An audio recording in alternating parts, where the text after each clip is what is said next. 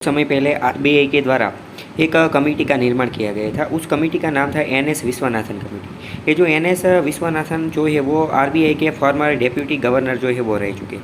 ये कमेटी किसके रिलेटेड थी? तो ये जो कमेटी थी ये एक एक्सपर्ट लेवल की कमेटी थी जो कि अर्बन कोऑपरेटिव बैंक जो है, अर्बन कोऑपरेटिव बैंक, उसके रेगुलेशन के बारे में या फिर उसके अंदर किस प्रकार के रिफॉर्म सुधार करने चाहिए उस प्रकार की थी। अभी कुछ समय पहले आरबीआई का जो फाइनेंशियल स्टेबिलिटी रिपोर्ट था, फाइनेंशियल स्टेबिलिटी रिपोर्ट, उस रिपोर्ट के अंदर आरबीआई ने पाया कि ये जो अर्बन कोऑपरेटिव बैंक है वो ठीक तरीके से परफॉर्म नहीं कर रही। उसके अंदर बहुत सारी मिसकंडक्ट या फिर माल प्रैक्टिस, बहुत सारी गैर रीति हो रही है। कुछ समय पहले ही आपने देखा होगा कि PMC bank, Punjab and Maharashtra cooperation bank जो है उसके अंदर बहुत ही बड़ा प्रॉब्लम हो गया था। लोगों को बहुत सारी दिक्कत फेस करनी पड़ी थी और वहाँ पर एनपीए का प्रॉब्लम और लोगों की जो नेपोटिज्म और मिलीभगत, उसका मतलब कि बैंक के कर्मचारी करप्शन में और उन सब में इन्वॉल्व थे। तो आरबीआई ने इन सबको सॉल्व करने के लिए ये जो एनएस विश्वनाथन कमेटी है उसका निर्माण किया और उसके अंतर्गत ये नक्की किया कि अभी ये जो अर्बन कोऑपरेटिव बैंक है उसका रेगुलेशन आरबीआई जो है वो स्ट्रेंथन करेगी, बहुत ही मजबूत करेगी। तो उसके रिगार्डिंग, इस कमेटी के रिगार्डिंग आरबीआई ने नक्की किया है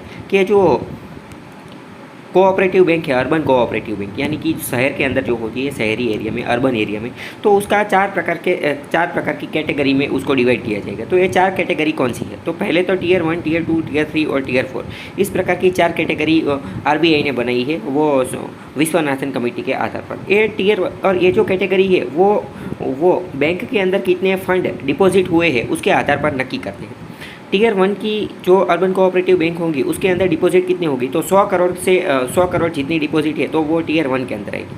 टियर 2 के अंदर 100 करोड़ से 1000 करोड़ की डिपॉजिट अगर किसी बैंक में, अर्बन कोऑपरेटिव बैंक में जमा हुई है तो वो टियर 2 में आएगी।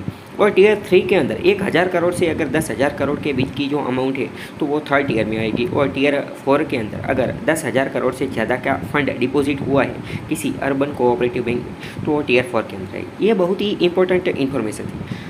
किस लिए? क्योंकि पहले तो डायरेक्टली आपको पूछ लिया जाएंगे कि अर्बन कोऑपरेटिव बैंक की कमेटी आरबीआई ने गठन की थी उसका चेयरमैन कौन था, या फिर पूछ लेंगे कि भी ये जो एनएस विश्वनाथन कमेटी किसके साथ संबंधित है, उनकी जो मेन रिकमेंडेशन क्या है, या फिर ये अर्बन कोऑपरेटिव बैंक का अभी जो 4 प्रकार से कैटेगराइजेशन किया गया है वो किस तरीके से। तो ये प्रीलिम्स, मेंस सभी के लिए आपका काम का टॉपिक।